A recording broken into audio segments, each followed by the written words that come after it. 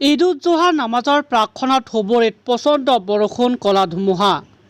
ঈদগাহ ময়দানৰ পৰিৱৰ্তে মছজিদে নামাজ আদায় ইছলামধৰ্মী লোকসকলৰ। আজি পবিত্ৰ ঈদ উজ জোহা। সমগ্ৰ দেশতে ঈদ উজ জোহাৰ আনন্দ উল্লাস। প্ৰচণ্ড বৰষুণৰ বাবে ধুবুৰীত ঈদগাহৰ সলনি মছজিদে নামাজ পঢ়িবলৈ ওলাই আহিল ইছলাম ধৰ্মীয় লোকসকল।